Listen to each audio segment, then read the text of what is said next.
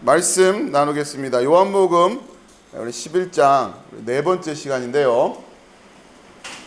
영원한 생명이신 아버지의 영광을 드러내는 아들의 부활. 자, 요한복음 11장을 벌써 우리가 이제 네 번째 걸쳐서 살펴보고 있는데 오늘은 좀 마무리를 할 수 있으면 좋겠습니다.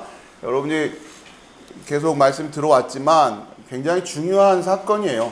물론 복음서 안에서 가장 중요한 사건은 뭐니 해도 예수 그리스도의 부활이에요. 십자가와 부활 사건이 하이라이트죠. 자, 그런데 이 죽었던 나사로가 살아난 사건은 물론 장차 있을 예수님의 십자가 사건, 또 그 의미, 또 거기에 대해서 제자들에게 놀라지 말아라 라는 마음으로 예수님이 지금 미리 힌트를 주고 계시는데, 예수님의 부활을 미리 우리에게 또 알려주고 계시다라고 하는 거죠. 자, 그런데 보다 더 중요한 의미는 결국 이 나사로를 통해서 우리 한 사람 한 사람, 성도라고 불려지는 사람들이 바로 이렇게 나사로처럼 사망에서 생명으로 옮겨진 이 사건을 경험한 사람들을 성도라고 한단 말이에요. 그러니까 전부 다 이제는 다 나사로가 돼야 되는 거예요. 나사로. 죽어있던 나사로에서 살아난 나사로가 여러분들이 다 돼야 된단 말이에요. 그러니까 지금 이제 그렇기 때문에 물론 예수님의 부활의 사건이 우리에게는 너무 우리의 구원의 문제에 있어서 핵심적인 주제죠. 자, 그런데 우리 입장에서 보면 우리는 또 나사로와 같은 부활을 경험해야 된단 말이죠. 여러분들 이 측면에서 이 나사로의 부활의 나사로가 죽었다 살아나는 이 사건이 굉장히 중요하고 하나하나가 지금 예사롭지 않은 말씀들이 이어지고 있어요. 그러니까 여러분 오늘도 잘 집중해서 말씀을 들어주시기 바랍니다. 자, 어디서부터 말씀을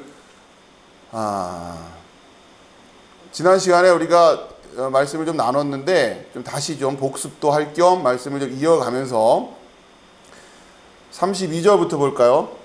33절. 여러분 나눠드린 자료로는 3페이지입니다. 3페이지. 자, 예수께서 그가 우는 것과 또 함께 온 유대인들이 우는 것을 보시고 심령의 비통이 여기시고 불쌍히 여기시사. 지금 이제 그 앞쪽에서는 마르다를 만나셨고 그 다음에 마리아를 만나셨어요. 여러분 하나씩 정리를 해봅시다. 마르다를 먼저 만나시고, 자, 그 다음에 두 번째는 마리아를 만나셨어요. 자, 내용은 크게 다르지 않은 것 같아요. 일단은 둘 다 어떤 이야기를 하냐면 주께서 여기 계셨더라면 이 이야기를 한단 말이에요. 그 의미가 뭔지도 우리가 살펴봤죠. 예수님이 부활하시고 승천하신 이후에 제자들에게 가장 마음속에 남아있던 뭐라고 해야 되나? 미련이라고 해야 되나? 아쉬움이라고 해야 되나? 그거였을 거예요. 주께서 지금 여기 계셨더라면. 그렇죠? 자, 그런데 왜 우리를 남겨두고 훌쩍 가버리셨냔 말이에요. 이게 제자들한테는 굉장히 큰 숙제였어요. 이거를 그들이 신앙 안에서 해결을 해야 되는 거예요. 왜 우리와 함께 계시지 않고 하늘나라로 가버리셨지? 다시 오시겠다고 약속을 했어요. 그러니까 금방 오실 줄 알고 조금 있으면 오시겠지, 조금 오시면 오시겠지, 그때 가면 해결되겠지, 이러고 있었단 말이에요. 그런데 제자들이 다시 말해서 재림이 점점 지연된단 말이에요. 그러니까 그러면서 지금 이게 뭐지? 결국은 그 의미를 깨닫게 되는 거죠. 한마디로 말하면 이제 주께서 여기 계셨더라면 할 때에 그 주께서의 역할을 누가 해야 된다는 거예요? 우리가 해야 되는 거예요. 우리가. 교회가 해야 되는 거예요. 교회가. 그거를 깨달아야 되는 거예요. 그 시간이었어요. 왜 이렇게 안 오시지? 안 오시는 게 아니라 우리가 그 주님의 몸으로서 주께서 여기 계셨더라면 그 아쉬운 부분을 우리가 해야 된다는 거예요. 그거를 교회가 깨닫는 순간, 자, 그게 성령의 사건이었고 오순절 마가 다락방이라고 하는 건 그 사건인 거예요. 결국 그걸 깨닫는 거예요. 십자가의 의미가 뭔지, 부활의 의미가 뭔지, 예수님이 다니시면서 우리에게 가르치셨던 그 말씀들의 의미가 뭔지가 이제는 한 방에 다 해결이 되면서 왜 여태 안 오시는 거지?가 깨달아지는 거예요. 아, 그러고 보니 그걸 우리가 해야 되는 거구나. 예수님이 그걸 가르쳐 주신 거구나. 그거예요. 그때부터 뭐가 생기긴 하는 거예요? 교회가 생겨요. 여러분 다 상식적으로 알고 계시는 거잖아요. 성령 사건으로 말미암아 교회가 펼쳐져 나간단 말이에요.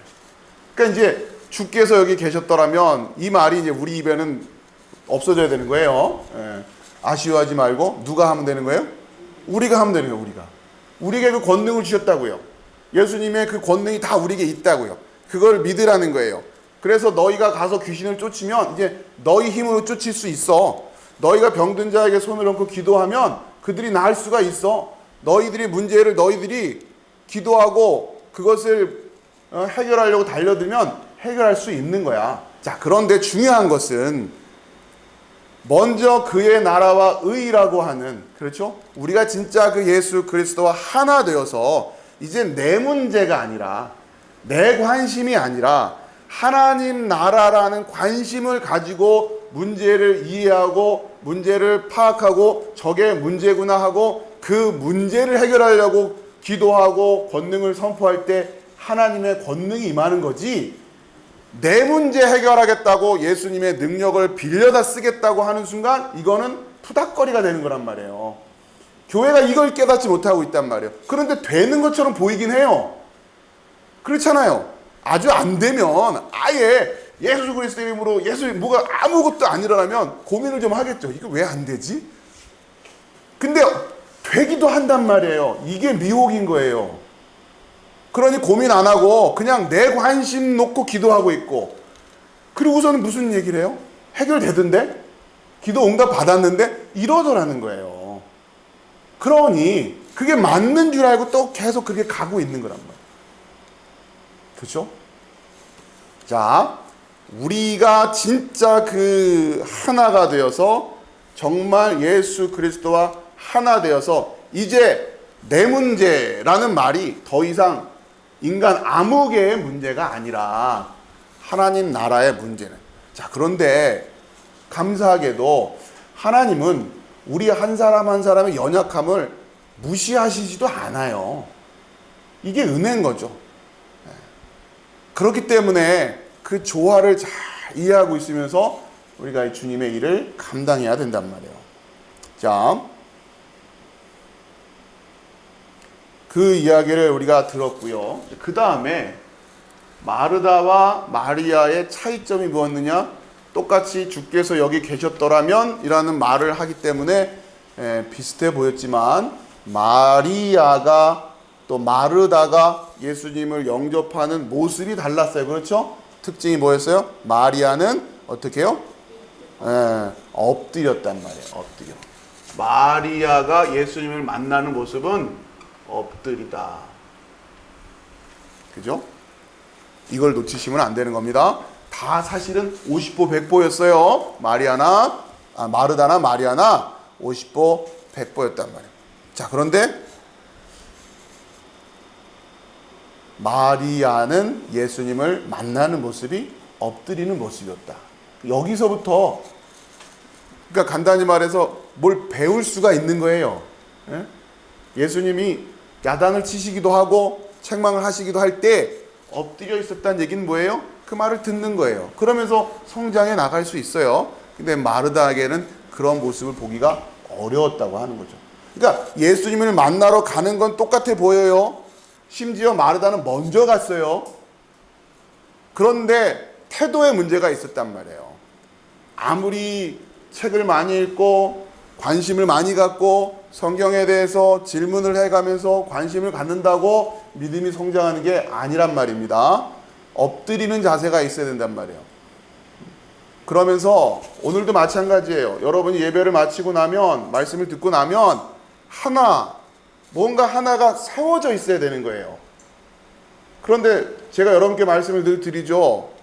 성경 말씀을 들을 때 항상 문제가 되는 태도가 뭐냐면, 제가 예를 들어서 A라고 하는 걸 가르쳐 드렸어요. 말씀을 통해서.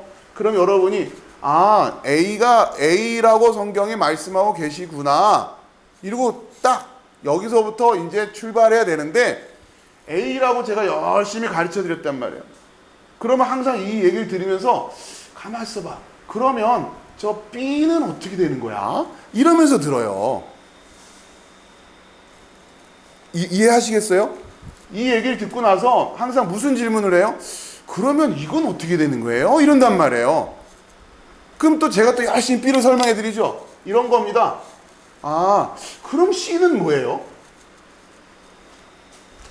그러니까 우리가 성경을 읽고 말씀을 듣고 공부를 한다라는 데 있어서 여러분이 그러니까 간과하면 안 되는 태도가 이런 거예요. 이거 보면요, 굉장히 성경에 관심 많은 것 같죠. 얘기하는 거 성경도 많이 알아요. 질문하는 수준도 다른 것 같아요. 와, 나는 저런 질문 하지 못하는데 어떻게 저런 질문을 하지? 왜? 나는 A 들을 때 그냥 아멘 아멘만 했거든.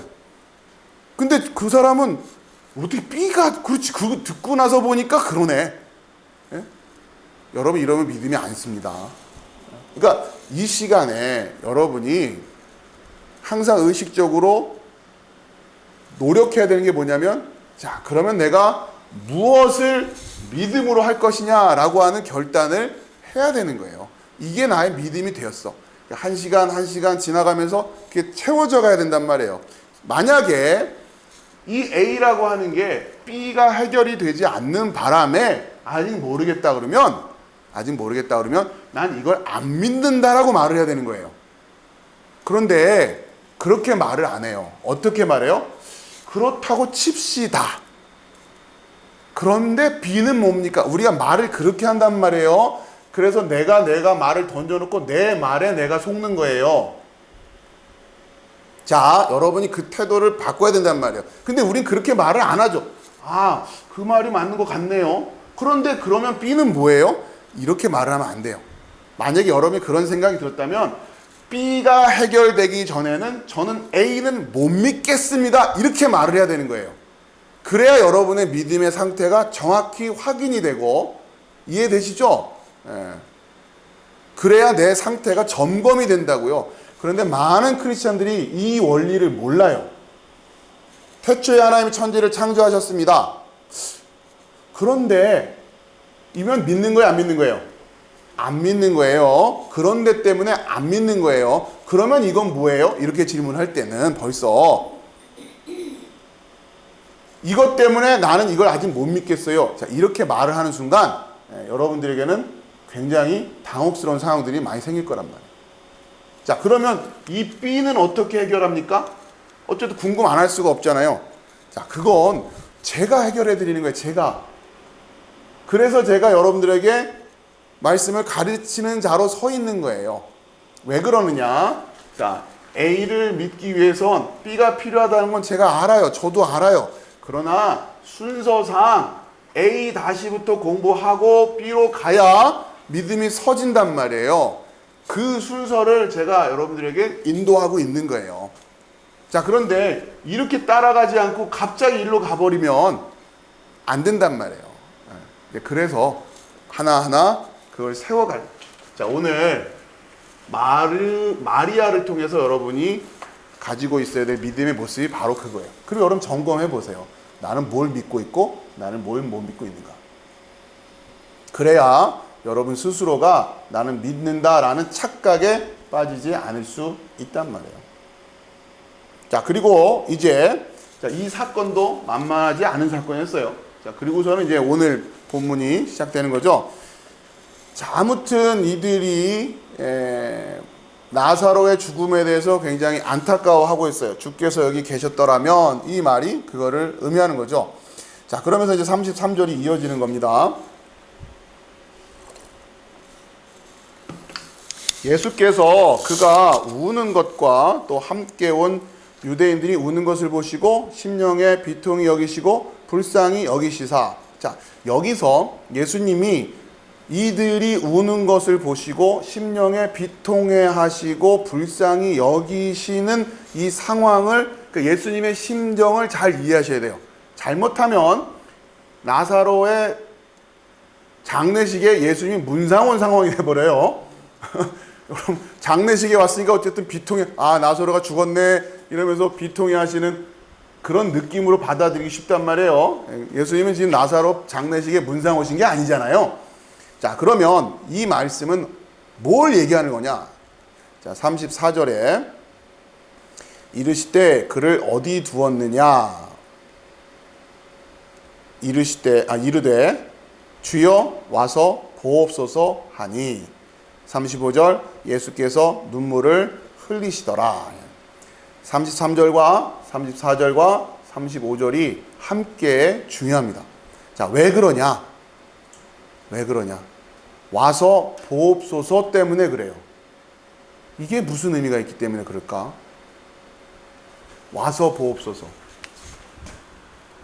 그러니까 와서 보라예요. 그냥 이게 지금 우리말로 번역하니까 보옵소서 존칭어가 됐는데 영어로 말하면 그냥 come and see예요. 와서 봐라. 이걸 예수님한테 얘기했으니까 보십시오 이렇게 얘기하는 거지. 예. 아무튼 come and see란 말이에요. 자, 그러면 와서 보라라는 얘기는 무엇을 의미하는, 그러니까 어떨 때 쓰는 말이어야 되는데 지금 이 상황에 쓰고 있기 때문에 예수님이 눈물을 흘리시는 거거든요. 여러분 이걸 이해하시려면 시편 66편 5절을 가셔야 돼요. 시편 66편 5절.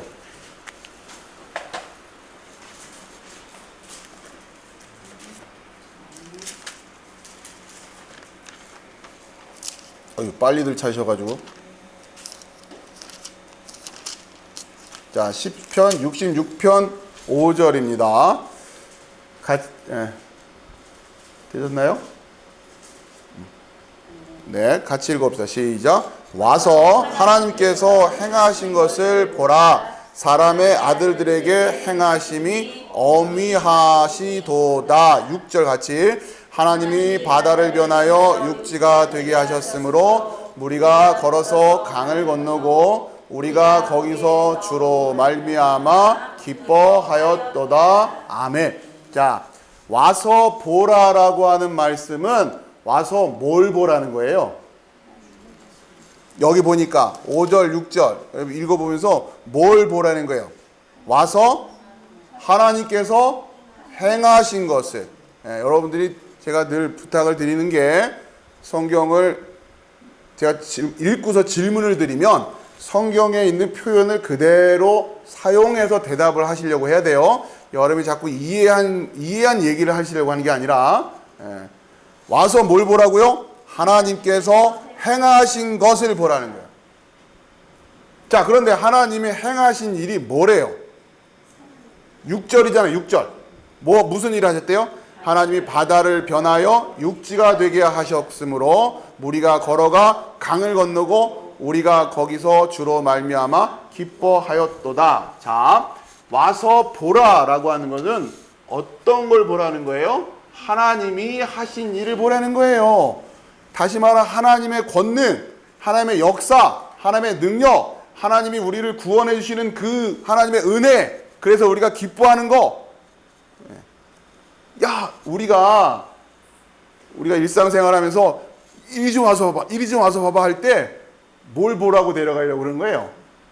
뭔가 신기한 건데 여러 가지 일이 있을 수 있겠죠. 놀라운 사건이나 뭐 끔찍한 일이든 뭐 아무튼. 그러나 성경에서 와서 보라는 말은 뭐 할 때 쓰는 말이라고요? 하나님의 하신 일, 하나님의 하신 일. 권능을 보라, 권능. 자, 여기에 지금 66편 굉장히 중요해요. 왜냐하면 예수님이 이 성경이 지금 이러한 구약의 메시지와 이걸 다 연결해가지고 지금 쓰고 있는 거예요. 그래서 성경을 잘 이해하고 있는 사람이면 와서 보라라는 말을 하는 순간 뭐가 떠오르나요? 시편 66편 5절이 떠오르는 거예요. 와서 하나님께서 하신 일을 보라. 바다를 변해서 육지가 되게 하셨다. 이 얘기란 말이에요. 그거 보라고 그래요. 이건 출애굽 사건이죠. 또 요단강 도하 사건이잖아요. 그러니까 구원에 관련된 그 역사를 얘기하는 거란 말이에요. 자, 66편에 중요한 게 이따가도 연결되는 건데 16절, 66편을 펴놓으셨으니까 16절을 보세요. 16절을 거기도 읽어봅시다. 시작. 하나님을 두려워하는 너희들아 다 와서 들으라. 그렇죠? 이번에는 와서 보라가 있고 두 번째는 와서 들으라가 있어요. 들으라. 이건 같이 연결되는 겁니다. 와서 보라와 와서 들으라. 자, 이거는 나중에 나오지만 나사로한테 성취되는 사건이에요. 나사로 보고 나오라 그러시잖아요. 그 말은 나사로가 그 말씀을 어떻게 했다는 얘기예요? 들었다는 얘기잖아요. 그렇죠? 1차적으로 나사로에게 그 말씀이 성취되고, 이 11장 후반부는 자, 이 시편 66편 이 메시지를 잘 이해하고 있어야 지금 요한복음 11장에서 그려지고 있는 이 상황이 이해가 되는 거예요. 똑같은 구조거든요. 영적인 구조. 그렇잖아요? 자, 그 다음에 또 봅시다. 와서 보라라는 메시지를 요한복음 1장 46절. 우리가 요한복음에서도 사실은 봤어요. 근데 그게 이렇게 출발하는 거죠. 요한복음 1장 46절입니다. 요한복음 1장. 자, 요한복음 1장 46절 같이 읽어봅시다. 시작. 나다나엘이 이르되 나사렛에서 무슨 선한 일이 날 수 있느냐? 빌립이 이르되 와서 보라 하니라. 그렇죠? 빌립이 또 뭐라고 그래요? 와서 보라. 그럼 빌립이 와서 보라고 할 땐 누구 보라고 한 거겠어요? 예수님 보라고 한 거겠죠? 앞으로 장차 예수님이 뭐 하실 거니까? 권능을 행하실 거란 말이에요. 그렇죠? 그러니까 구약에서 와서 보라 한 번, 신약에 와서 보라 한 번, 한 번은 하나님이 행하신 일. 근데 그 하나님이 행하신 일이라는 게 메시지를 들여다보니까 출애굽할 때 바다 또 강 이 얘기 나오잖아요. 그러니까 결국 구원에 대한 이야기를 하신단 말이에요. 하나님이 우리를 구원하시는 일을 와서 보라 이 얘기란 말이에요. 빌립도 똑같이 그 얘기를 하는 거잖아요. 빌립도 와서 보라. 지금 앞으로 예수님이 하실 일을 보라 이 얘기예요. 똑같아요. 요한복음 1장 46절에서도 성자 하나님의 권능에 대한 초대였어요. 그거 와서 봐라. 자, 그런데 다시 오늘 본문 요한복음 11장으로 가보면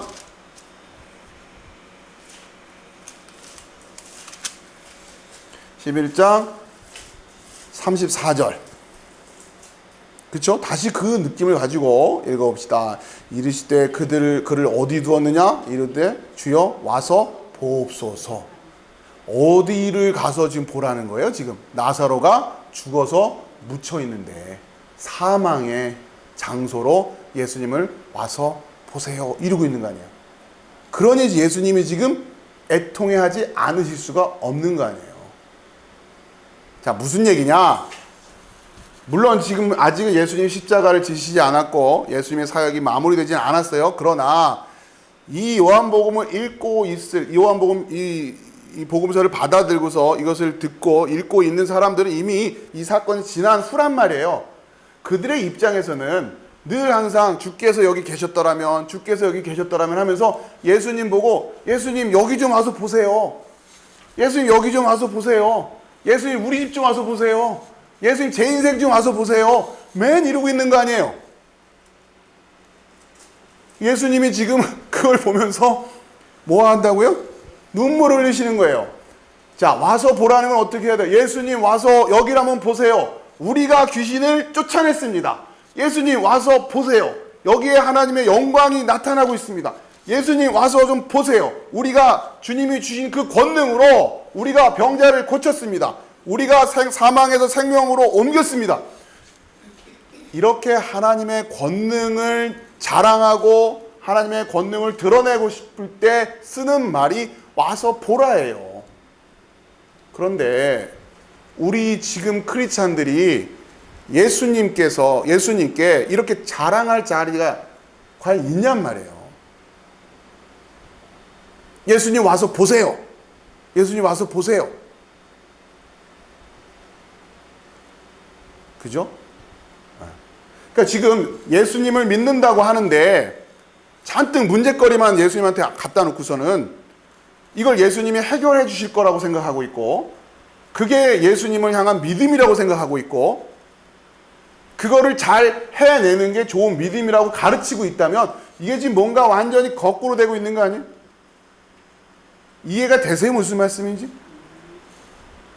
여기에 문제 있으니 와서 해결해 주세요가 아니라니까요. 우리가 그렇게 하면 안 된다고요. 자, 예수께서 눈물을 흘리신다. 그러니까 지금 그러자 36절 이하에 이 사람들이 이거를 알아들어요? 못 알아듣고 있는 거야. 지금 무슨 상황인지는 모르는 거예요. 이에 유대인들이 말하되 보라 그를 얼마나 사랑하셨는가 하며 그중 어떤 이는 말하되 맹인의 눈을 뜨게 한 이 사람이 그 사람은 죽지 않게 할 수 없었더냐 하더라. 그러니까 지금 전혀 예수님의 마음을 이해하지 못하고 있는 거죠. 예수님이 왜 비통해 하시고 불쌍히 여기시고 눈물을 흘리고 계시는지를 모르고 있는 거예요. 그리고는 무슨 얘기를 해요? 맹인의 눈은 뜨게 했는지 모르겠는데 죽은 사람 살릴 실력은 안 되나 보네. 이런 거란 말이에요. 우리가 예수님 믿는다고 하면서 우리도 계속 예수님 그런 수준으로 이해하고 있어요.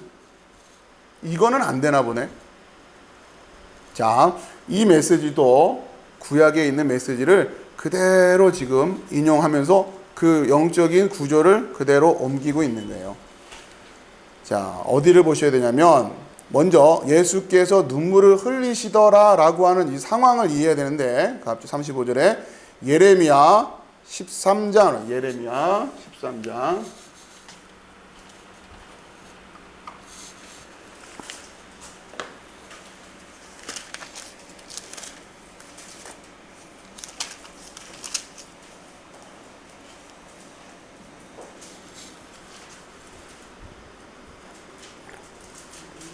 자, 예레미야 13장 어디서부터 보냐면요. 15절 예레미야 13장 15절 너희는 들을지어다 귀를 기울일지어다 교만하지 말지어다 여호와께서 말씀하셨음이라. 지금 계속 들어라 하는 메시지하고 요한복음 11장을 연결하고 있는 거예요.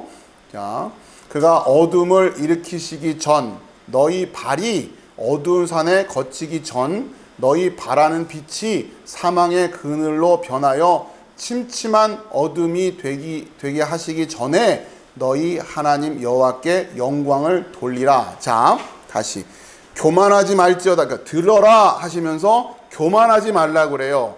교만한 것은 우리가 성경을 통해서 이제 교만이 뭔지를 배워야 되는데 일단 교만하다고 하면서 무슨 얘기를 하시냐면 16절에 그가 어둠을 일으키시기 전 너희 발이 어두운 산에 거치기 전, 그러니까 뭐뭐 하기 전에 들어라 이런 얘기예요. 그러면서 교만하지 말아라 그런단 말이에요.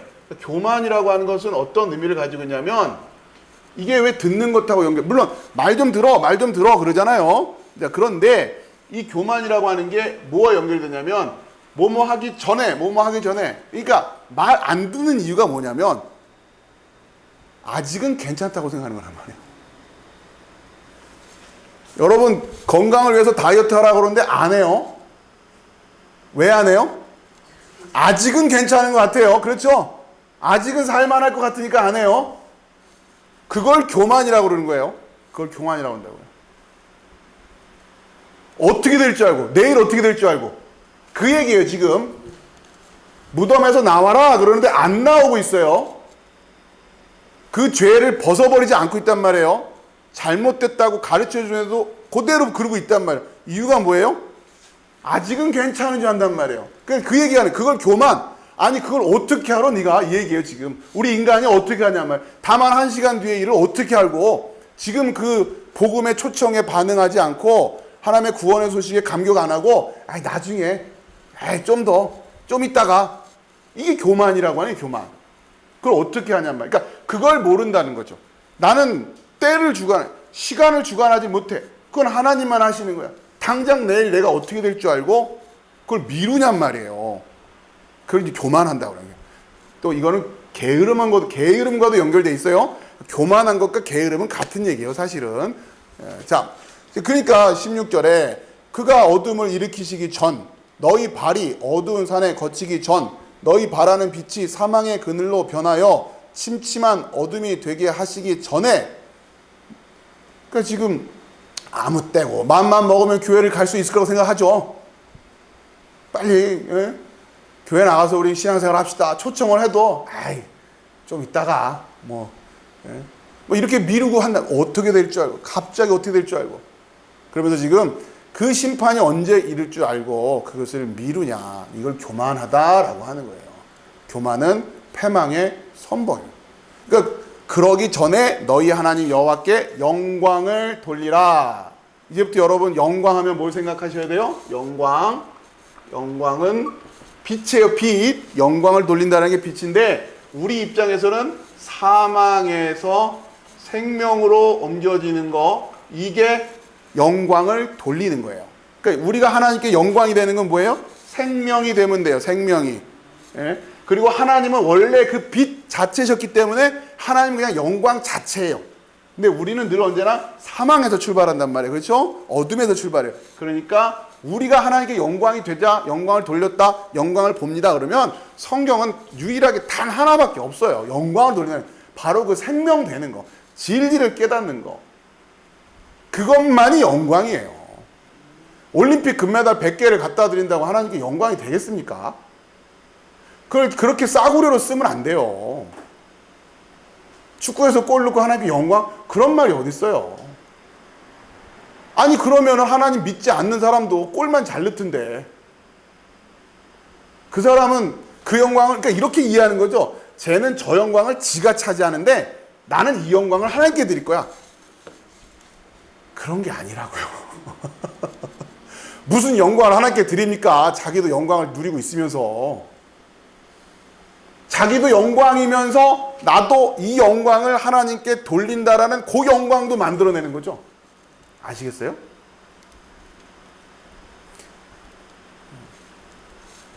그냥 그 갸륵한 마음은 인정해 드릴게요. 네. 너무 기쁘니까, 너무 감격이니까 내가 한 게 아니라 하나님의 은혜로 이게 됐다라는 걸 고백한다고 하니까, 이거 하나님께 영광 돌립니다. 이런 말을 하는데, 그 인정하죠. 그 마음이 잘못됐다고 할 수는 없으니까. 그러나, 뭐예요? 진리를 알아야 됩니다. 지식적으로 완성이 안 됐기 때문에 온전하지 못한 영광이 된단 말이에요. 성경이 말하는 영광은 하나예요. 빛. 그 저희 교회 이름 빛으로 교회 아닙니까? 영광 되자고. 우리 교회 안에서는 끊임없이 그 사건이 일어나야 되는 거예요. 그래서 그러니까 지금 그러니까 그 얘기예요. 영광을 돌려라. 빨리 그 어둠에서 어디로 나와라? 생명으로 나와라. 이 얘기란 말이에요. 여전히 무덤 안에 갇혀 있으면서 왜 이 영광으로 나오질 않냔 말이에요. 자, 그러면서 그러니까 이게 교만이라고 해요. 교만. 때를 내가 정한단 말이에요. 내 상황이 해결되면, 내 형편이 나아지면, 그러면서 그 무덤에서 빛으로 나오는 시기를 내가 정해요. 내가. 지금 하나님은 계속 나오라고 말씀하시는데, 잠깐만요. 요거 정리가 되면요. 이렇게 하고 나서요. 이런단 말이에요. 그걸 교만이라고 한다. 교만. 어떻게 될 줄 알고. 그 얘기죠 지금. 아주 단순하게 얘기하면 당장 내일 어떻게 될 줄 알고. 그걸 알아? 그때까지 하나님이 기다려주실 거를 알아? 야, 그걸 어떻게 알아? 그게 교만이란 말이야. 교만. 17절에 너희가 이를 듣지 아니하면 나의 심령이 너희 교만으로 말미암아 은밀한 곳에서 울 것이며 여호와의 양떼가 사로잡힘으로 말미암아 눈물을 흘려 통곡하리라. 예수님이 하나님이 울고 있다는 얘기예요. 울고 있다는 얘기예요. 여러분 여전히 지금 무덤 안에 그러고 앉아가지고서는 나오라 그러는데 안 나온대요. 아직 때가 아니래요. 상황이 아니래요. 그러면서 교만을 떨고 있어요. 교만을. 성경에 그 얘기잖아요. 그러니까 너희의 교만으로 말미암아 내가 지금 울고 있다 이 얘기예요. 내가 울고 있다.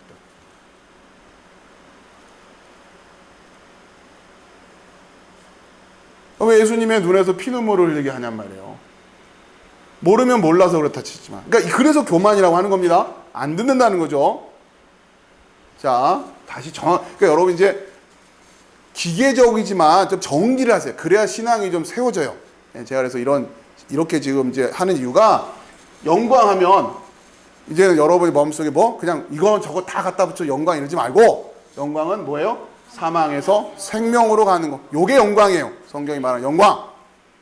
자, 그 다음에 또 하나 배웠죠? 교만을 뭘 교만이라고 한다고요? 뭐에 대한 교만입니까? 때. 그렇죠? 때, 시기에 대한 교만이란 말. 하나님은 지금 당장 나와라 그러는데 안 나온단 말이에요. 그걸 안 듣는다고 하는 거죠. 자, 그런데 그 교만으로만 끝나는 게 아니라 지금 오늘 예레미야에서는 그 교만 때문에 은밀한 곳에서 울 것이며 여호와의 양떼가 사로잡힘으로 말미암아 눈물을 흘려 통곡하리라. 그렇죠? 하나님이 울고 계시다면, 하나님이 지성소에서 울고 계시다. 우리의 교만 때문에. 자, 이제 그 얘기예요, 지금. 그러니까 지금 예수님이 왜 울고 계시는가라고 하는 이 마음을 일단 이해해야 되는데, 1차적으로 와서 보옵소서가 잘못 사용되고 있죠? 자, 그러면서 예수님이 눈물을 흘리고 계시죠. 그러니까 지금 이들이 안 듣고 있는 거잖아요. 그렇죠? 끊임없이 안 듣고 있단 말이에요. 그리고 사실은 여러분이 이 성경 안에서는 나사로를 무덤에서 불러내는 사건으로 그려지고 있지만, 사실 이 성경은, 다시 말씀드리지만, 이 성경을 읽고 있고 그 당시에 이 성경을 통해서 말씀을 듣고 있던 성도들, 또 이 복음을 전해 듣던 사람들에게 이 말씀을 전하는 거예요. 그래서 너희들이 지금 나사로처럼 그 무덤 안에 들어가 있지 않니? 여전히 그 성전 안에 들어가 있지 않니? 유대인들 같으면 여전히 그 율법주의 안에 들어가 있지 않니? 그리고 여전히 그 잘못된 교회 안에 들어가 있지 않니? 거기서 예배 드리고 있지 않니? 그 얘기를 하시는 거예요, 지금. 그런데 왜 안 나오니? 그러고서 왜 자기의 때를 고집하고 있니? 그걸 교만이라고 얘기한단 말이에요, 교만. 자, 다시. 이 11장을 이해할 때 이 예레미야가 굉장히 중요해요. 37절에 다시 사람들이 오해를 하고 있죠. 맹인의 눈을 뜨게 한 사람이 그 사람은 죽지 않게 할 수 없었더냐. 이거 완전히 오해하고 있는. 자, 그러면서 여러분 일단은 예레미야 14장, 지금 예레미야 펴놓고 계시죠? 예, 펴놓았으니까 14장을 또 가야 되는데, 14장도 되게 중요한 메시지예요. 칼과 기근이라는 주제예요. 이게 칼, 기근, 이게 하나님의 심판에 대한 대표적인 상징입니다. 칼, 기근. 그러니까 이거는 칼이라고 하는 거는 외적인 환란을 의미하는 거고, 기근이라고 하는 것은 말씀의 기갈을 얘기하는 거예요. 진리가 선포되지 않고 있는 거. 이 두 가지가 지금 같이 이야기 되는 겁니다. 칼과 기근이라고. 예레미야 14장이요. 자, 그러면서 여러분하고 진짜 천천히 앉아가지고 하나씩 뭐 2시간이고 3시간이고 이렇게 말씀을 나누고 싶은데, 또 이게 물리적인 한계가 있으니까, 그렇죠? 이 예레미야 14장도 굉장히 중요한 말씀이에요. 자, 14장. 먼저 가뭄에 대하여 예레미야에게 임한 여호와의 말씀이라. 가뭄하면 기근. 이건 그러니까 물리적으로는 말 그대로 가뭄이에요. 물리적으로 우리가 그렇게 계시돼 있어요. 그러나 이것이 영적인 메시지는 말 그대로 말씀의 기근을 얘기하는 거죠. 예. 가뭄에 대해서 예레미야에게 임한 여호와의 말씀이라. 그러니까 이 가뭄을 또 가르쳐주고 있는 거예요. 이 가뭄이 뭐냐면 하면서 2절에 유다가 슬퍼하며 성문의 무리가 피곤하여 땅 위에서 애통하니 예루살렘의 부르짖음이 위로 오르다. 자, 지금 보세요. 2절의 상황이 지금 나사로의 장례식 상황하고 똑같은 거 아니에요? 그렇죠? 이거예요, 지금. 근데 이 상황을 보면서 예수님이 애통해 한단 말이에요. 왜 저러고 있지? 예. 여전히 사망의 그늘에 갇혀가지고 애통해 하면서 생명으로 나오지 못하고 있는. 자, 3절에 귀인들은 자기 사환들을 보내어 물을 얻으려 하였으나, 그러니까 귀인들이라는 사람들은 뭐냐면 돈이 좀 있으니까 이제 자기가 직접 움직이지 않고 누굴 심부름을 보낼 수 있는 사람들이에요. 그래서 자기 아랫사람들을 보내서 물을 그러니까 잘 보세요. 여기에서 이 귀인들이 얼마나 이 허세입니까? 이 귀인이 물이 있어요, 없어요? 없어요. 뭐는 있어요? 사환. 돈은 있어요. 돈은 있어. 물은 없어. 그래서 물 구해오라고 사환을 부릴 수는 있어요. 근데 그 사환이 나가서 물을 구해요, 못 구해요? 못 구해와요. 이게 귀인이에요? 그 돈 뭐 할 거예요? 이런 거예요, 지금. 이런 상황이에요, 지금 영적으로. 귀인들은 자기 사환들 보내요. 물을 얻으려 하였으나 제가 제일 마음이 안타까운 게 이거예요. 같이 읽읍시다. 그들이 우물에 갔어도 물을 얻지 못하여 빈 그릇으로 돌아오니. 제가 예레미야서를 읽으면서 늘 마음이 쓰라리는 게 이 말씀이에요. 우물에 갔는데도 물을 얻지 못하여 빈 그릇으로 돌아온다. 여러분, 제가 어제 그 카톡방에 영상 하나 올린 거 보셨죠? 우리가 이제 복음이 뭔지를 배웠잖아요. 복음의 내용을. 근데 이거는 제가 요번에 다시 이 말씀 준비하고 하면서 다시 다짐한 게, 이건 나올 때마다 가르쳐 드려야겠다. 그냥 들었죠 하고 넘어갈 일이 아니에요. 자, 여기 일단 손가락으로 잠깐 해놓고 금방 또 올 거니까 어디 고린도전서 15장으로 고린도, 그죠? 또 보고 나올 때마다 보고 합시다. 고린도 15장. 자, 손가락으로 일단 요거만 보고 올 거니까 잡아 놓으세요. 고린도전서 15장이죠. 일단 요거 확인하고 갑시다. 15장 1절 제가 읽을게요. 형제들아, 내가 너에게 전한 복음을 너에게 알게 하노니 이는 너희가 받은 것이요 또 그 가운데 선 것이라.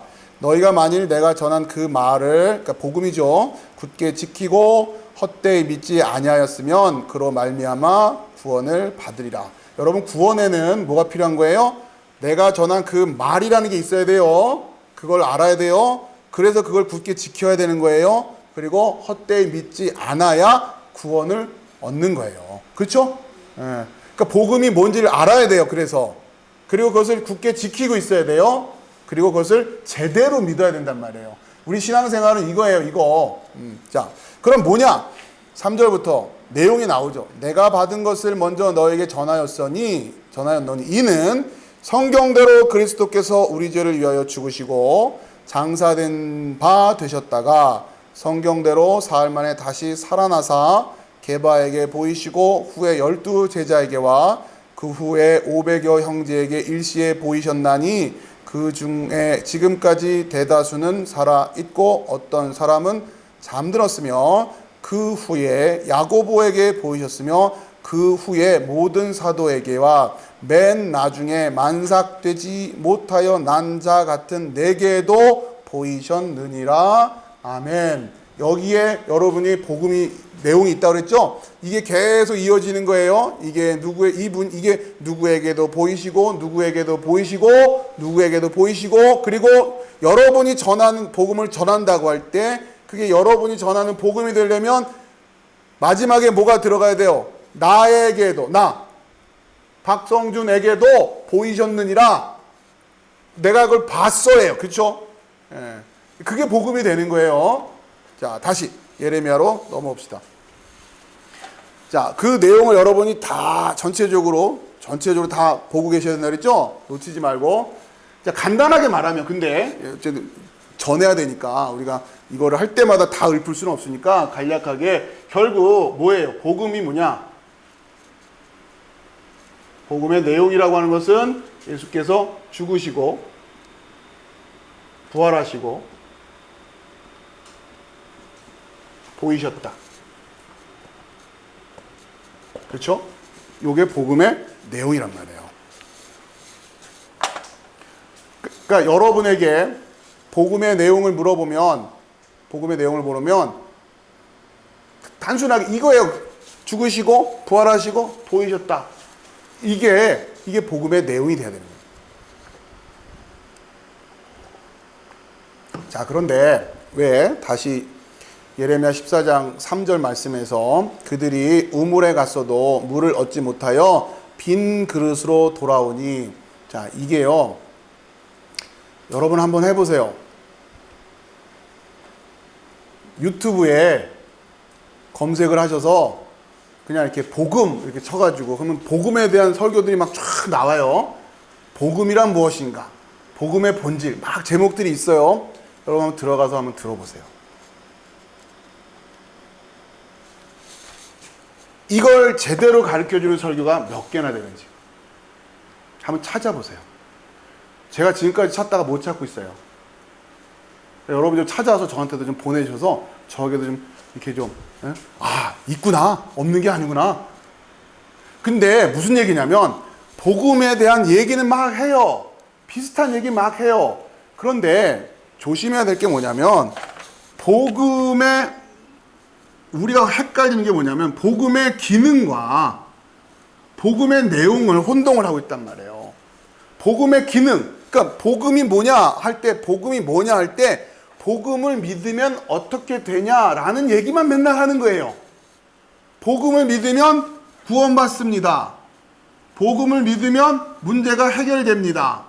복음을 믿으면 권능이 넘치는 삶을 살게 됩니다. 복음을 믿으면 이런 얘기만 하는 거예요. 그래서 복음을 어떻게 하면 잘 믿게 되는지 뭐 이런 얘기는 많아요. 그런데 정작 여러분 복음이 뭐냐면요. 복음의 내용이 뭐냐면요. 이겁니다. 그리고서는 고린도서 15장에서부터 출발하는 설교가 정말 찾기가 어려운 거예요. 여러분 이거예요.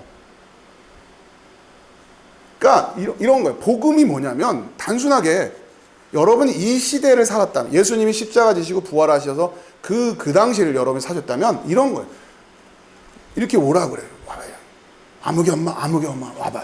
왜? 무슨 일이야? 지난번에 왜 처형당한 그 청년 있잖아. 막 뭐 병자 고치고 막 했는데 결국 십자가 죽은 살아났어. 내가 봤어. 이게 복음이에요. 그러니까 이걸 여러분이 누가 얘기하면 여러분 믿을 수 있겠어요? 그거예요. 여러분이 받아야 될 도전은 거기서 출발하는 거란 말이에요. 다른 얘기 다 필요 없어요. 초대교회는 그러니까 이게 무슨 얘기냐?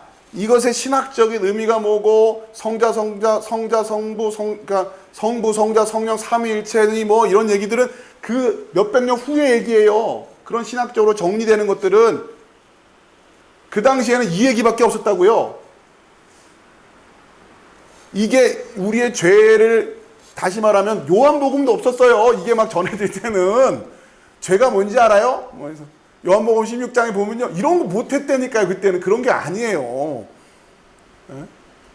지금이야 성경이 있으니까 제가 설명을 드리려고 하는 거고 여러분에게 이 도전부터 받아줘야 된다. 여러분 이게 믿어지겠냔 말이에요. 아무런 배경이 성경책도 없어요. 신약 성경도 없고 바울 서신도 없고 그런데 누가 와서 대뜸 여러분한테 그때 그 십자가에 달렸던 그 예수가 살아났어. 그래서 내가 봤어.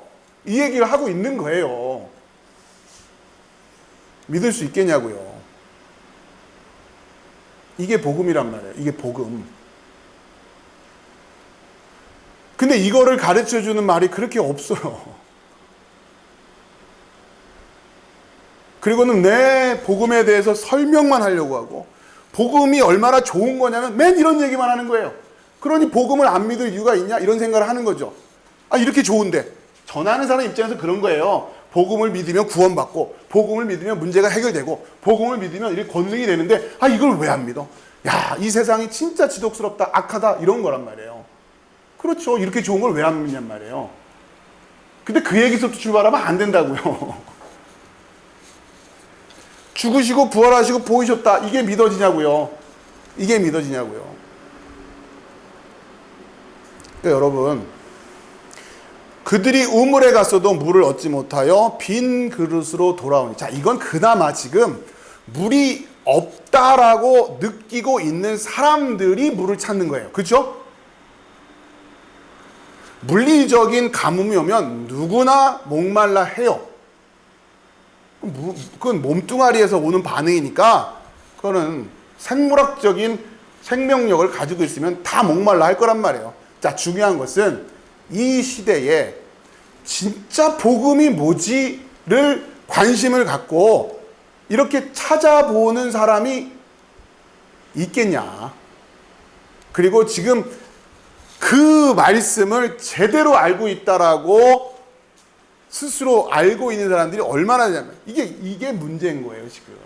그러니까 찾질 않죠. 그러니까. 근데 일단 한번 찾아보시라고요. 이제는 좀 이제 이런 게 복음이구나 알았으니까 그냥 목사님들이 다 설교하고 계시겠거니 생각하고 한번 그리고 이렇게 하고 있지 말고 그러니까 한번 진짜 찾아보세요. 예?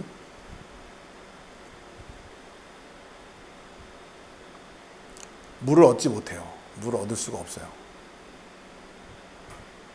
이럴지언데 크리스찬들이 도대체 복음이 뭔지를 제대로 알고 있다고 할 수 있을까? 아니에요. 그러니까 너무 쉽게 그냥 그렇죠. 죽으시고 뭐 나 이거 믿어. 근데 다 들어보고 한 번쯤은 이렇게 들어보고 저렇게 들어보고 조금씩은 다 조각조각으로 들어봤는데 이렇게 처음부터 출발해야 되는 거예요. 자, 14장 다시 예레미야 14장. 여러분 아무튼 확인을 하시라는 겁니다. 복음이 뭐냐? 복음의 유익을 설명하는 게 아니라 진짜 그 복음의 내용이 뭐냐? 그러면서 여러분 이제 14장 다 살펴보기는 그렇고 포인트만 우선은 8절 보세요. 8절. 자, 지금 물을 찾으려고 해도 못 찾고 있는 상황이고 8절에 이스라엘의 소망이시요 고난당한 때의 구원자시며 어찌하여 이 땅에서 거류하는 자같이 하룻밤을 유숙하는 나그네같이 하시나이까. 자, 지금 상황이 이런데 하나님은 이게 굉장히 냉담한 듯한 보이는, 그렇죠? 관심 없는 듯, 나그네처럼 그냥 그건 너희들 문제지 이러듯이 지금 이렇게 탄식하고 있는 거죠. 왜 그냥 강 건너 불구경하듯이 합니까? 그런 얘기예요. 자, 9절에 어찌하여 놀란 자 같으시며, 그거 더 나가요. 그런데 하나님도 당황해하는 것처럼 구원하지 못하는 용사 같으시니이까. 여호와여, 주는 그래도 우리 가운데 계시고 우리는 주의 이름으로 일컬 받는 자이오니 우리를 버리지 마시옵소서. 자, 오늘 나눠드린 자료를 한번 보세요. 지금 여기에 이게 무슨 얘기를 한 거냐면 37절이에요. 그중 어떤 이는 말하되 맹인의 눈을 뜨게 한 이 사람이 그 사람은 죽지 않게 할 수 없었더냐 하더라. 여기 그렇죠? 요 느낌하고 방금 읽은 예레미야 14장 9절, 그러니까 8절 9절 요 분위기가 똑같다고 하는 게 느껴지세요? 아, 이런 지금 상황 속에서 하나님을 바라봐도 딱히 문제가 해결이 안 될 것 같은 절망을 지금 표현하고 있는 거죠. 그러니까 하나님을 잘 몰라서인 거예요. 이유는 그러니까 마치 죽은 자를 살릴 수 있는 능력은 없나 봐. 이렇게 얘기하고 있는 거랑 어찌하여 놀란 자 같으시며 구원하지 못하는 용사 같으시니까 이렇게 얘기하는 건 똑같단 말이죠. 그러니까 지금 요한복음 11장의 이 부분은 또 예레미야 14장의 메시지를 그대로 영적인 구조를 가져다가 지금 사건이 펼쳐지고 있는 거다라고. 자, 그러면서 10절부터 자, 그런데 하나님의 마음이 예레미야는 뭐냐면, 그러니까 지금 뭔가 지금 하나님이 강 건너 불구경하듯이 하고 있는 이 상황에 지금 어쨌든 예레미야 시대는 지금 외적이 쳐들어오고 있는 거 아니에요. 근데 지금 예루살렘 멸망하게 생겼잖아요. 이걸 그냥 그대로 놔두고 계시는 거 아니에요, 하나님이. 자, 그 하나님, 그러면서 사람들은 하나님의 능력에 대해서 의구심을 갖고 있는 거고. 자, 10절에 여호와께서 이 백성에 대하여 이같이 말씀하시되 그들이 어그러진 길을 사랑하여 그들의 발을 멈추지 아니하므로 여호와께서 그들을 받지 아니하고 이제 그들의 죄를 기억하시고 그 죄를 벌하시리라 하시고, 여호와께서 또 내게 이르시되 너는 이 백성을 위하여 복을 구하지 말라. 이거 엄청난 얘기죠, 그렇죠? 이런 백성들을 위해서 복을 구하지 말라. 12절에 그들이 금식할지라도 내가 그 부르짖음을 듣지 아니하겠고 번제와 소제를 드릴지라도 내가 그것을 받지 아니할 뿐 아니라 칼과 기근과 전염병으로 내가 그들을 멸하리라. 하나님의 심판이네요. 칼과 기근과 전염병. 여러분 지금 오늘날 우리 시대의 이 상황하고 똑같지 않아요? 물을 찾으러 우물에 갔는데 물을 얻지 못하는 상황. 그렇죠? 그러면서 여전히 교만함, 하나님의 말씀을 들으려는 마음이 없고, 그러면서 하나님의 권능에 대해서는 조롱하듯이 얘기를 하고 있고, 자, 지금 근데 하나님이 지금 이 상황을 주관하고 계시다는 얘기예요. 칼과 기근과 전염병으로 내가 그들을 멸할 것이다. 13절, 이에 내가 말하되 슬프도소이다 주 여호와여 보시옵소서. 자, 그러면서 이렇게 얘기하는 거예요. 선지자들이 그들에게 이르기를 너희가 칼을 보지 아니하겠고 기근은 너에게 이르지 아니할 것이다. 내가 이곳에서 너에게 확실한 평강을 주리라 하나이다. 자, 그런데 하나님의 말씀을 전해 들은 선지자들은 이렇게 말을 하는데요 하는 거 아닙니까? 걱정하지 마. 너희가 칼을 보지 아니할 것이고 기근이 너에게 이르지 아니할 것이고 내가 이곳에서 너에게 확실한 평강을 줄 것이다. 이 문제 해결될 거야. 하나님이 해결하실 거야. 이렇게 얘기하고 있던데요. 근데 이미 기근이에요. 우물에 지금 물을 찾으러 가도 찾을 수가 없는 상황인데 선지자들이라고 하는 사람들이 그걸 몰라요. 복음 떠들기는 목소리 높여서 떠드는데 정작 복음의 내용을 가르쳐 줄지를 몰라요. 그러면서도 뭔가 이 시대에 대해서 뭔가 예언자적인 메시지를 팍 쏟아붓고 막 그래요. 그러면서 뭔가 지금이라도 하나님께 막 이러면서 기도합시다 이러고 있고, 하나님이 심판을 내실 때는 심판을 내리신다니까요. 그냥 지금 그 칼과 기근과 전염병으로 내가 그들을 멸할 것이라 했어요. 여기에다 대고 이제 어떤 선지자들은 그렇지만 지금이라도 회개하면, 말이 회개지 이 상황을 모면하고 싶은 거 아니에요. 그게 회개입니까? 그 마음을 하나님 모르실까요? 하나님은 하나님의 일을 그냥 해 가시는 거예요. 그러면서 그 역사 속에서 맑기 알아듣고 하나님의 영광이 되어 나오는 자들만 데리고 가시는 거예요. 하나님의 계획대로 일은 진행되고 있어요. 자, 13절, 그런 거짓된 선지자들에서 14절의 말씀입니다. 여호와께서 내게 이르시되 선지자들이 내 이름으로 거짓 예언을 하도다.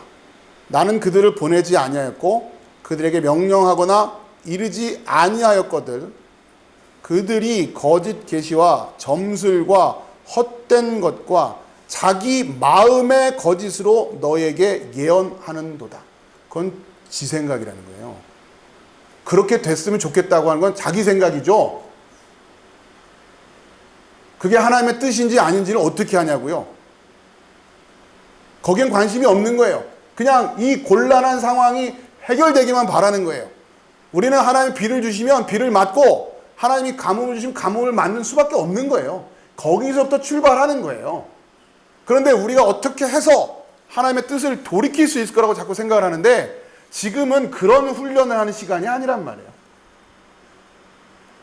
그런 하나님과의 친밀한 관계가 형성되지 않기 때문에 어설프게 하나님이 우리의 뜻을 들어주시지 않는다고요.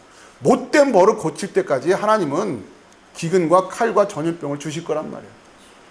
그렇기 때문에 이 상황 속에 온전한 믿음을 가지고 있는 사람들도 기근에 고생하고 칼에 고생하고 전염병에 고생을 해요. 그러나 하나님의 뜻이 뭔지를 알고 마음을 지키고 믿음을 지키고 설령 칼에 죽을지언정 전염병에 죽을지언정 기근에 목말라 죽을지언정 믿음이 뭔지를 알고 끝끝내 붙들고 하나님의 영광으로 살아간다고요. 모여서 떼거지로 모여서 기도한다고 비가 쏟아지고 떼거지로 모여서 기도한다고 문제가 해결되는 게 아니란 말이에요. 그러면 되게 멋있어 보이죠?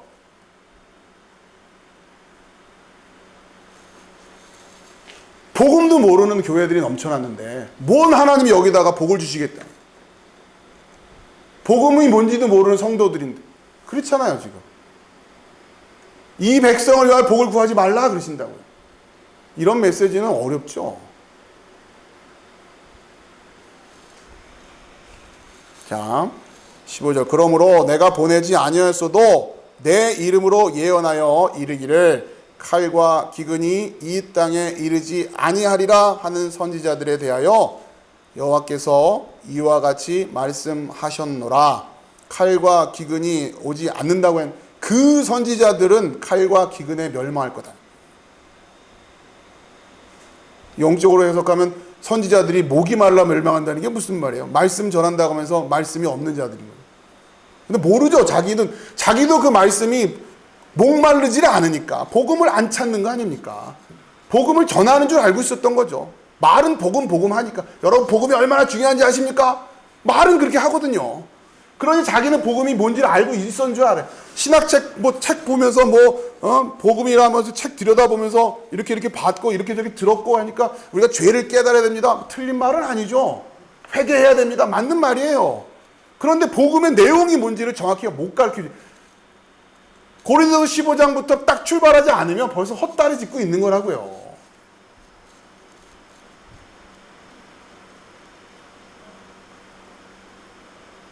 16절 그들의 예언을 받은 백성은 또 거기서 아멘 아멘 하고 있는 백성들인 거죠. 기근과 칼로 말미암아 예루살렘 거리에 던짐을 당할 것인즉 그들을 장사할 자가 없을 것이요 그들의 아내와 아들과 딸이 그렇게 되리니 이는 내가 그들의 악을 그 위에 부음이니라. 정말 처참한 거죠. 그 거짓 선지자들에게 또 거기에 꿰어가지고 거기서 또 아멘 아멘 하고 있고.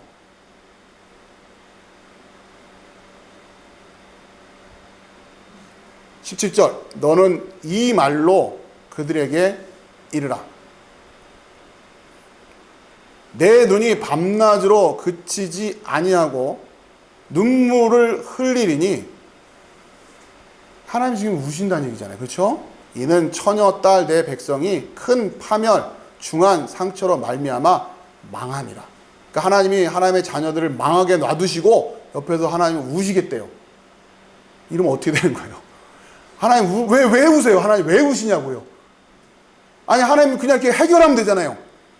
해결하시고 하나님 기뻐하시면 되잖아요. 그냥 그 자녀들이 그러니까 여러분 하나님의 섭리와 하나님의 뜻이라고 하는 건 그렇게 간단한 게 아니에요. 여러분 이 예레미야의 이 외침을 예레미야를 통해서 하나님이 이렇게 지금 말씀하시는 거를 이게 예레미야는 진짜 눈물 없이는 읽을 수 없는 말씀인 거죠. 자, 그 다음에 18절에 내가 들에 나간즉 칼에 죽은 자요 내가 성읍에 들어간즉 기근으로 병든 자며 선지자나 제사장이나 알지 못하는 땅으로 두루 다니도다. 이 비참한 영적인 방황, 영적인 곤고함, 그런데도 몰라요. 뭐가 문제인지를 모른단 말이에요. 자, 여러분 이 마음을 가지고 다시 이 메시지를 이해하고 이 뭡니까? 요한복음을 다시 와야 되는 거예요. 그러니까 지금 예수님 왜 비통해 하시고 왜 눈물을 흘리시고 계시고 그걸 쳐다보면서 못 살려서 저러나 이러고 있는지 그거를 여러분 이해하셔야 된단 말이에요. 그 섭리를. 자, 그 다음에 38절 이에 예수께서 다시 속으로 비통히 여기시며 무덤에 가시니 무덤이 굴이라 돌로 막았거늘. 지난 시간에 돌은 설명을 드렸어요. 39절에 예수께서 이르시되 돌을 옮겨 놓으라. 그렇죠? 이 돌이라고 하는 거는 결국 이 돌이 막고 있는 건데 돌의 어원을 따져보면 뭔가 우리에게 뭘 자꾸 이 얘기를 하고 있다? 이 하나님의 아들이라고 하는, 그렇죠? 그런 말이란 말이지 이게 돌이라고. 근데 결국 무덤에 갇혀 있는 이유는 뭐다? 하나님의 아들을 잘못 알고 있으니까 거기에 갇혀 있는 거야. 예수 잘못 믿어서 간단히 말하면 예수를 잘못 믿는데 예수를 제대로 믿는 줄 알고 있는 사람들은 그 돌에 갇혀서 무덤에 갇혀 있는 거라고요. 근데 내가 지금 제대로 믿는지 제대로 믿지 않고 있는지를 뭘로 확인할 거냔 말이에요. 복음에서부터 출발하자는 거예요. 복음이 뭔지도 몰랐는데 복음이 뭐냐고 물어보면 대답도 못하는데 어떻게 내가 뭘 믿고 있었다고 말할 수 있냔 말이에요. 100이면 100 이 얘기를 똑같이 해야 돼요. 그게 교회예요. 10명이면 10명. 복음이 뭡니까? 복음의 내용이 뭡니까? 그러면 고린도서 15장 펼쳐놓고 읽어줘야 된다면 그게 교회인 거예요. 다른 얘기하면 안 돼요. 그러니 교회가 하나가 되실 수가 없는 거죠. 그래서 결국 그걸 믿겠다는 얘기냐 할 때 믿어요 하는 거예요. 내가 봤거든요. 그게 성도고요. 자, 그런데 그 돌에 막혀 있는 거예요. 지금 이 시대에는 유대주의라고 하는 그 돌에 막혀 있었던 거죠. 율법주의라고 하는 돌에 막혀 있었던 거죠. 지금은 어떻습니까? 잘못된 복음이죠. 잘못된 예수를 전하면서 예수를 믿는 줄 알고, 잘못된 복음을 듣고 있으면서 복음을 들었다고 생각하고, 이거는 그러니까 우리의 영이 온전하게 깨어나야만 그 말씀이 나에게 채워지고 있다라고 하는 걸 깨닫고 있는 거예요. 그게 안 되면 갈급해 할 수밖에 없는 거라.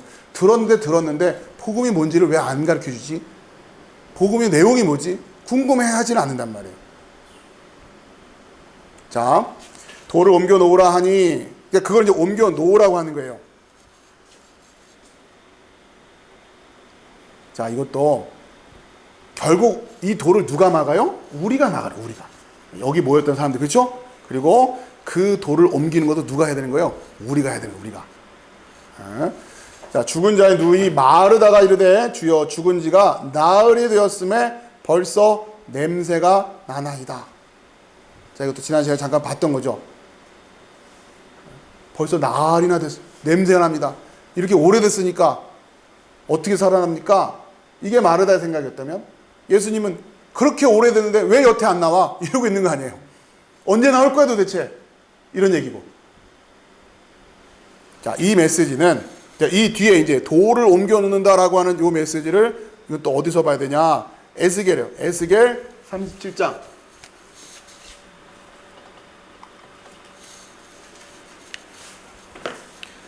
한 절 한 절이 성경책 한 권에 맞먹는 메시지들이기 때문에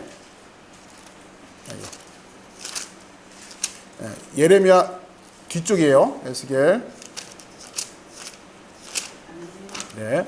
에스겔 37장은 마른 뼈들이 살아나다라는 유명한 장면이죠. 여기서 이제 우리가 오늘 좀 살펴볼 건 뭐냐면, 그러니까 이 마른 뼈들이 살아나다 요 이미지가 죽은 지 벌써 나흘이 됐습니다. 그렇죠? 근데 예수님이 뭐라고 얘기하시겠어요? 지금 마른 뼈도 살아나는데 나흘이 문제가 아니잖아요. 그렇죠? 그 이야기를 하시고 그리고 여러분 지난번에 우리가 요한복음 그 절기를 살펴볼 때도 에스겔이 굉장히 중요한 성경이 있어요. 그렇죠? 메시지가 굉장히 이 안에서 요한복음의 이 영적인 구조가 나오는 부분, 에스겔이 굉장히 중요합니다. 그래서 자, 여기에서 이 돌을 옮기면서 하시는 이 사건은 이 37절과 연결이 되어 있어요. 특별히 우리가 살펴볼 말씀은 11절이죠. 또 내게 이르되 인자야 이 뼈들은 이스라엘 온 족속이라 그들이 이르기를 우리의 뼈들이 말랐고 우리의 소망이 없어졌으니 우리는 다 멸절되었다 하느니라. 이 메시지가 똑같죠? 마르다가 한 얘기가 똑같은 얘기로 느껴지시죠? 이제 죽은 지 벌써 나흘입니다. 그러므로 너는 대언하여 그들에게 이르기를 주 여호와께서 이같이 말씀하시기를 내 백성들아 내가 너희 무덤을 열고 너희로 거기서 나오게 하고 이스라엘 땅으로 들어가게 하리라.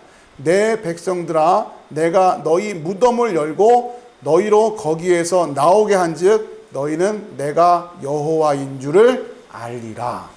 이 사건이 예수님에게서 그대로 성취되고 있는 거잖아요. 그렇죠? 근데 이렇게까지 복음서에서 예수님이 보여주고 계신데 구약에 예언되어 있는 그 메시아가 바로 이분이구나, 이걸 깨닫지 못한다고 하는 건 너무나 안타까운 일입니다. 자, 다시 요한복음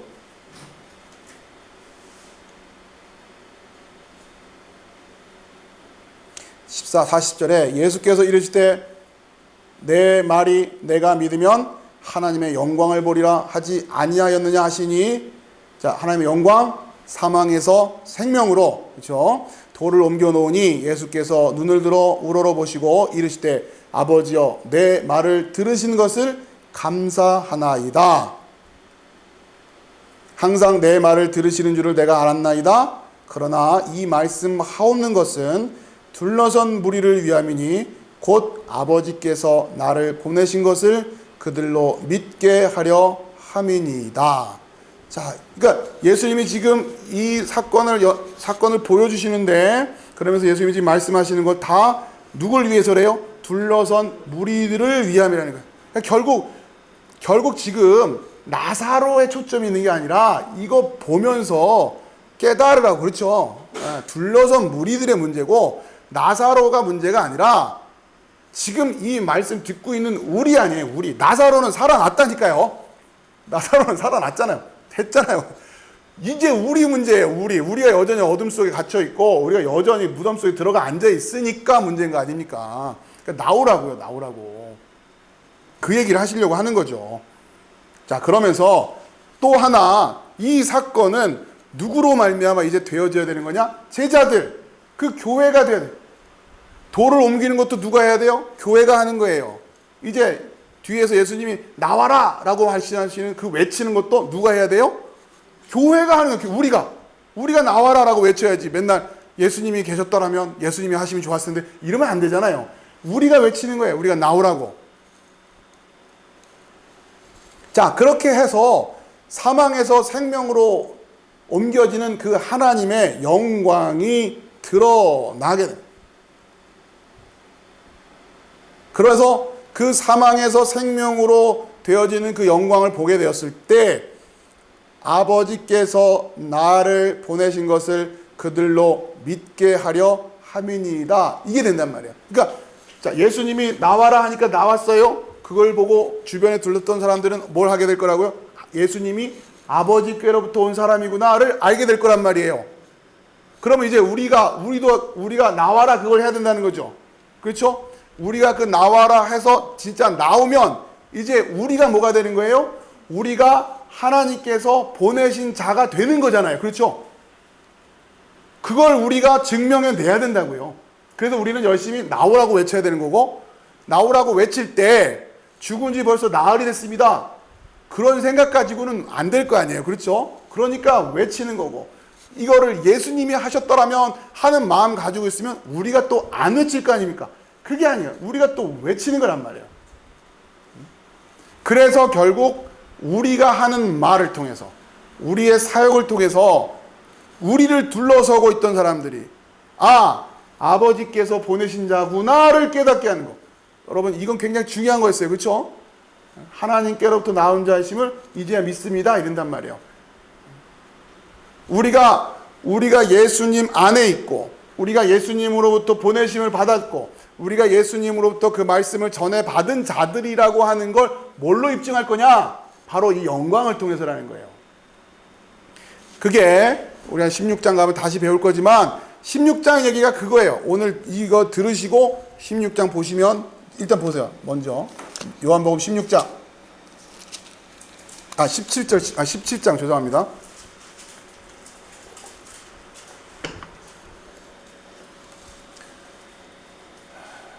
17장 7절이에요. 지금 그들은 아버지께서 내게 주신 것이 다 아버지로부터 온 것인 줄 알았나이다. 나는 아버지께서 내게 주신 말씀들을 그에게 주었사오며 그들은 이것을 받고 내가 아버지께로부터 나온 줄을 참으로 아오며 아버지께서 나를 보내신 줄도 믿었사옵나이다. 그러면 우리가 예수 그리스도와 하나 되어 있었다고 하는 것은 예수 그리스도로부터 나왔다라는 얘기를, 그렇죠? 그래야 우리가 예수님과 하나였다라는 얘기가 되는 거잖아요. 잘 이해되세요? 예수님이 아버지와 하나였다는 얘기는 아버지로부터 나오셨기 때문에 그 부터 전에는 뭐예요? 하나였다는 얘기를. 그 마찬가지예요. 우리도 예수 그리스도로부터 나왔다고 하는 걸 증명해내야 예수 그리스도와 하나였었다라고 하는 걸 확인시켜 주는 거예요. 그걸 뭘 가지고? 말씀으로. 그러니까 9절에 내가 그들을 위하여 비옵나이다. 내가 비옵는 것은 세상을 위함이 아니요 내게 주신 자들을 위함이니이다. 그들은 아버지의 것이로다. 내 것은 다 아버지의 것이요 아버지의 것은 내 것이온데 내가 그들로 말미암아 영광을 받았나이다. 그러면서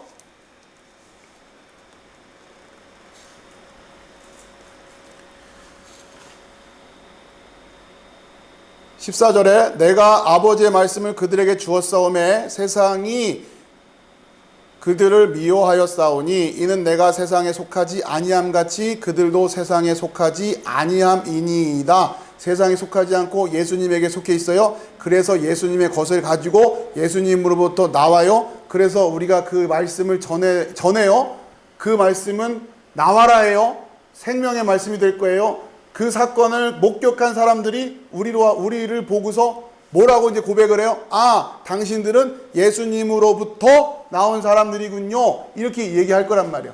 그렇기 때문에 우리가 예수 그리스도와 하나 되어 있었다고 하는 것. 그거를 증명해내는 거예요, 그렇게. 그래서 우리는 끊임없이 말씀을 진리로 전해야 되고, 그리고 그 진리로 전하는 과정에서 하나님의 영광이 되는 이들이 나타날 때, 그 영혼이 나타날 때 우리는 감격이 되는 거예요. 왜요? 우리가 전한 그 말씀을 듣고 나왔잖아요. 그런데 제대로 전해야 돼. 제대로 전해야 된다고요. 제대로 전했을 때 그걸 듣고 나오더라는 거죠.